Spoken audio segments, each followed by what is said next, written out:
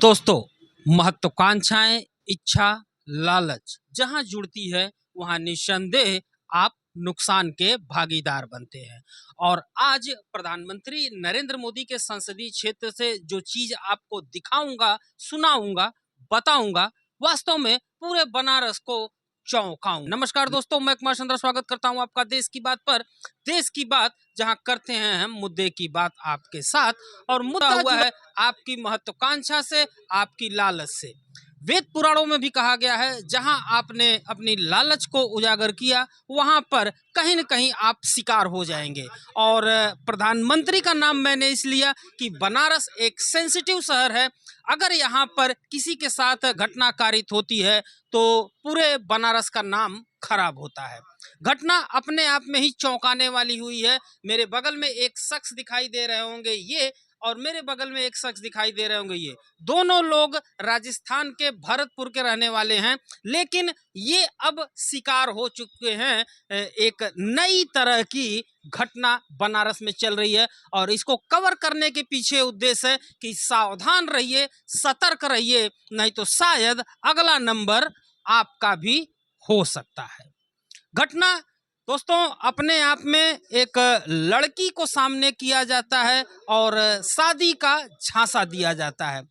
राजस्थान के लोग वैसे ही बड़े प्रेमी स्वभाव के होते हैं और बहुत जल्दी जो है ये झांसे में आ जा सकते हैं। बनारस में कहावत है कि आंखों से सूरमा निकाल के बेच देंगे, आपको पता भी नहीं चलेगा। और इनके साथ ऐसा ही हुआ है।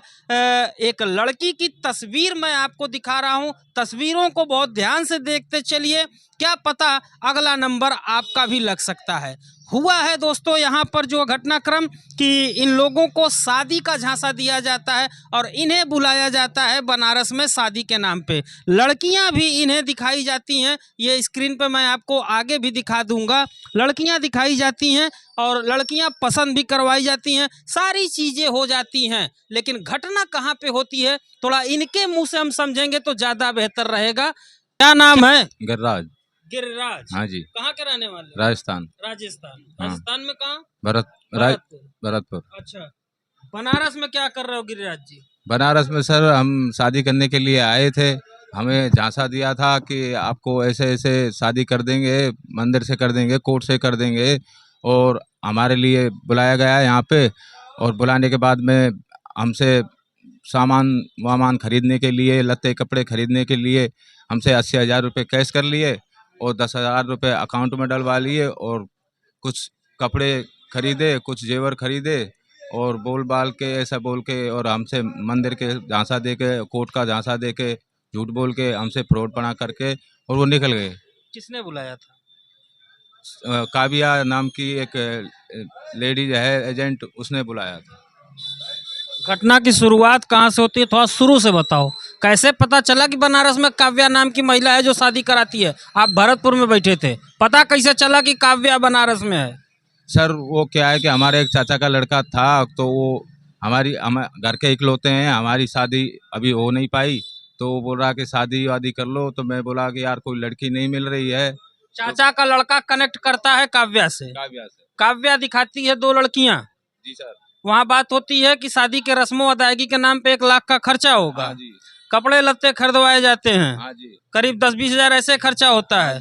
बाकी पैसा आपने कैसे दिया? बोल रहे कि अभी ये सामान वामान दिलाना और भी है, और ये कपड़े लत्ते कुछ मतलब सोना चांदी जो भी है, और ऐसे 80,000 रुपये कोट वोट का काम करवाने के लिए भी चाहिए, और ऐसे करके मुझसे 80,000 रुपये ले लिए। 80,000 कैसे दिए थे आप?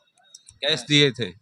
जंगल में मोर नाचा किसने देखा? न तूने देखा न मैंने देखा। ऐसे अपराध के मामले में अक्सर पैसे कैश दे दिए जाते हैं और ऐसे लोग जो है पैसे देकर कैश फंस जाते हैं। इसलिए एक चीज कहना चाहूंगा, पैसे जब भी दीजिए, जिसे भी दीजिए, ऑनलाइन ट्रांजैक्शन के माध्यम से दीजिए, ताकि आपके पास एक रिकॉर्ड बना रहे। हमारे साथ इनके अधिवक्ता जुड़ रहे हैं, हम इनसे समझेंगे कि अब इनके लिए बेस्ट रेमेडीज क्या है। बनारस के लोगों बहुत ध्यान से देखिएगा, देश विदेश के लोगों बहुत ध्यान से देखिएगा।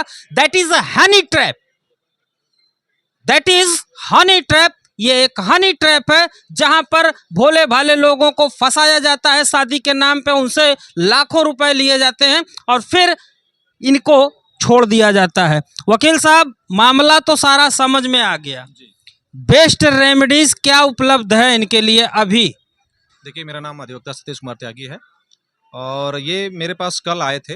कल लगभग इसी शाम को आए और कहने लगे कि सर वकील साहब मेरे साथ ठगी हो गई है। तो हमने इनकी पूरी कहानी सुनी। इन्होंने बताया कि मेरे एक चाचा का लड़का है जिसका नाम बने सिंह है और एक महिला है काव्या शर्मा से एक दूसरे से संपर्क है। हमें लगता है कि अंतर्राज्यीय गिरोह है जो महिलाओं का खरीद बिक्री भी करती है। चूँकि ये प्रधानमंत्री जी का क्षेत्र है और हमको लगा मामला बड़ा सेंसिटिव है। हमने कहानी पूरी विस्तार से सुनी इनकी।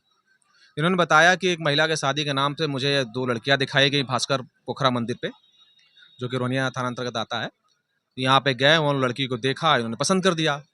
फिर उसके बाद जो है वो महिला जो काव्या शर्मा है उनसे कहे कि लड़की को गहना खरीदना है, कपड़ा खरीदना है, आप इतना पैसा मुझे दे दो। अब चूंकि भोले भाले राजस्थान के आदमी हैं, उन्होंने दे दिया विश्वास करके और वो पैसे लेने के बाद, टाल मटोल करने के बाद इन लोगों को बेवकूफ़ बना के चले गए वहाँ से। अच्छा, एक चीज़ इन्होंने एक सही काम किया है कि 10,000 रुपये की शॉपिंग इन्होंने, मैं आपको दिखा रहा हूँ, एक रसीद है, गंगा प्रसाद संतोष कुमार, एक्सक्लूसिव सारी शोरूम मंडवा डी वाराणसी में से इन्होंने ऑनलाइन शॉपिंग कराई, जिसका बिलिंग मेरे पास है। वहाँ कैमरे में तो होंगे जी, मैं वही कह रहा हूँ, कैमरे में उन सभी सारी जो महिलाएं हैं सभी का CCTV उसमें रिकॉर्ड हुआ है। और उसके बाद इन्होंने 5-5 हज़ार रुपये एक उपेंद्र कुमार नाम का व्यक्ति है उस पर ऑनलाइन ट्रांजेक्शन कराए हैं। ये लगा हुआ है इधर का।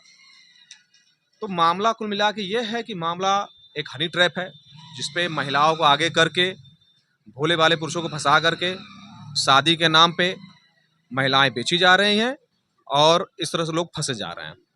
और हम लोग इसके लिए आज CP महोदय के कार्यालय पे गए थे। वहाँ पे हमने एप्लीकेशन दिया और मैंने उनकी पूरी कहानी विस्तार से बताई और उन्होंने कहानी पूरा विस्तार से सुनी और उन्होंने कहा कि वकील साहब इसमें तत्काल हम कार्रवाई करेंगे और जो भी इस मामले में दोषी हैं उस पे, पूरे गिरोह पे, चूंकि उन्होंने बताया कि पूरा गिरोह है वकील साहब, कोई सामने आता नहीं है तो हम लोग कुछ कार्रवाई नहीं कर पाते हैं। ये एक नया मामला आया, हम लोग इस पर पूरी तरह से आपकी मदद करेंगे।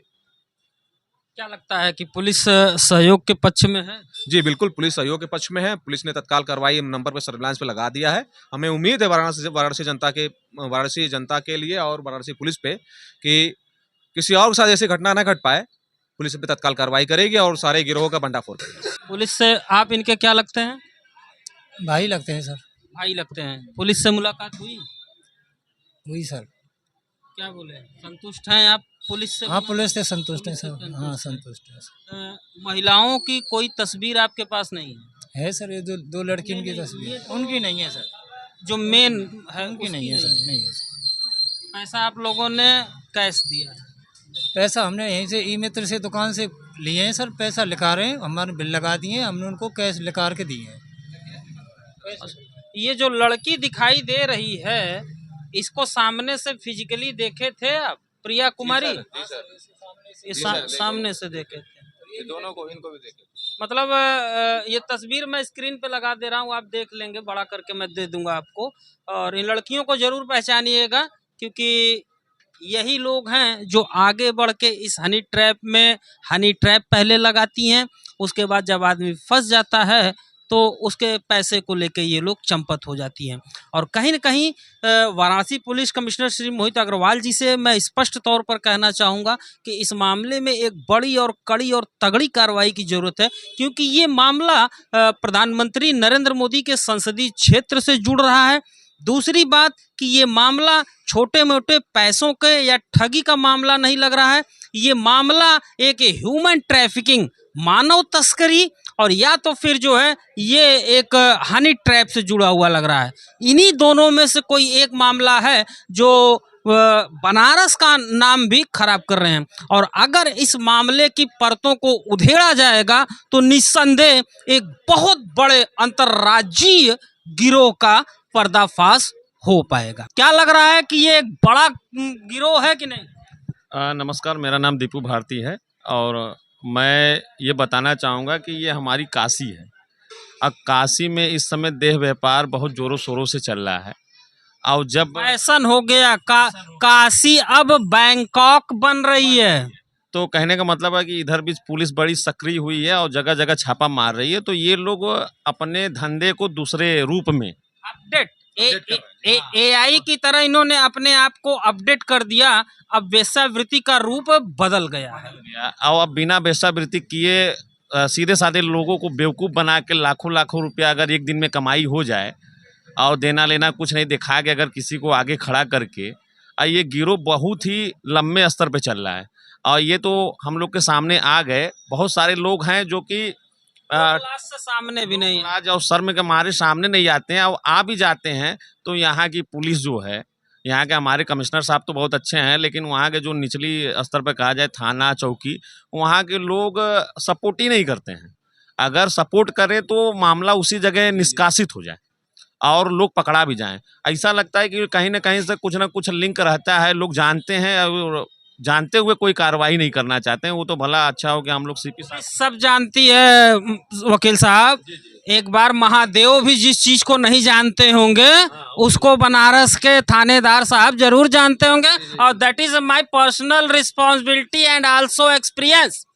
महादेव भी जिस चीज को नहीं जानेंगे थानेदार उस चीज को जरूर जानेंगे। तो यही कहना है कि हम लोग आज सीपी साहब से मिले हैं तो उन्होंने तुरंत नंबर जो है काव्या शर्मा जी का जो गिरोह की हमें लगता है कि मेन है, सरगना जो मेन है, उनका नंबर सर्विलांस पे डलवाया है, आश्वासन दिया है कि इस पे जल्द कार्रवाई होगी।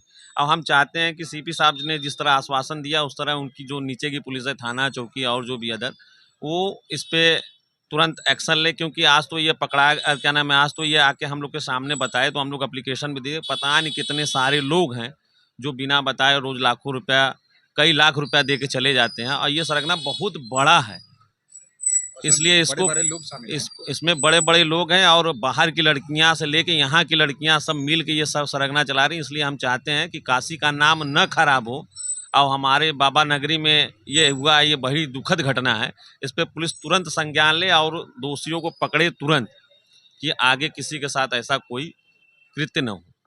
क्या कहना चाहेंगे बनारस की जनता से, बनारस की पुलिस से जो हुआ है एक लाइन में? जी सर, हमारे साथ में बहुत गलत हुआ है, इसका आप जल्दी ये हल निकालिए और ये जो जितने भी ये साइबर हैं इनको पकड़िए। ये ऐसा किसी गरीब के साथ नहीं हो। मैं गरीब लड़का हूँ, घर से गरीब हूँ, और जो गरीब जो लड़के हैं वो पता नहीं क्या क्या बेच खोज के अपना आते हैं यहाँ पे शादी करने के लिए, घर बसाने के लिए, और उनको ऐसे फ्रॉड कर देते हैं तो वो आत्मा भी हत्या कर सकता है। दुख के खातिर वो इतना ही उसके पास में बजट हो तो मर भी सकता है। आदमी कहीं न कहीं फ्रस्ट्रेशन में आके मर भी सकता है। सब कुछ खुली किताब की तरह खोल कर रख दिया गया है। मुद्दई भी है, सब कुछ है, गवाह भी है। अधिवक्ताओं ने बड़ी मेहनत की है, मामले को ट्रांसपेरेंट कर दिया गया है।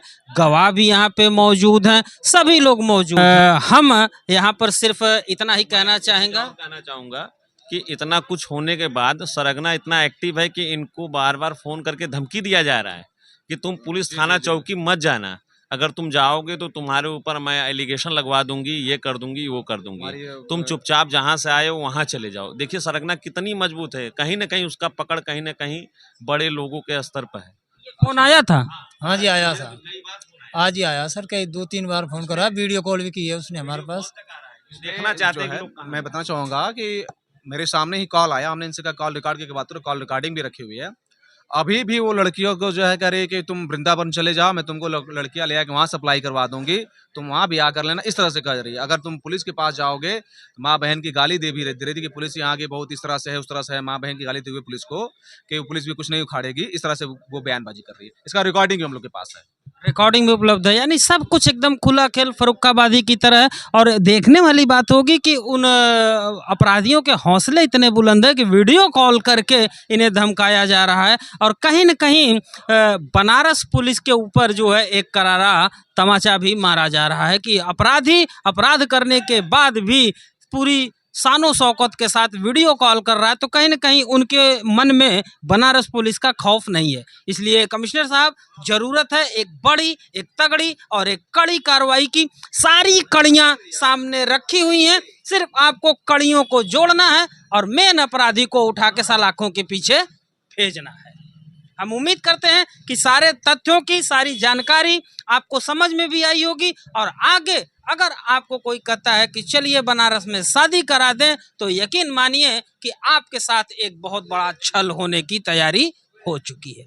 इसलिए आगे से ऐसी चीज़ों से सावधान रहिए, सतर्क रहिए। हम उम्मीद करते हैं कि वाराणसी से दी गई ये जानकारी आने वाले दिनों में आप सभी लोगों के लिए बहुत जरूरी काम आएगी। वीडियो दूसरों तक जरूर भेजिएगा ताकि पता चल सके कि अब एक नए तरह का फ्रॉड बनारस में जन्म ले चुका है। मिलते हैं किसी और नई जानकारी के साथ, तब तक के लिए जय हिंद, जय भारत, नमस्कार। अपना बहुत ध्यान रखिएगा।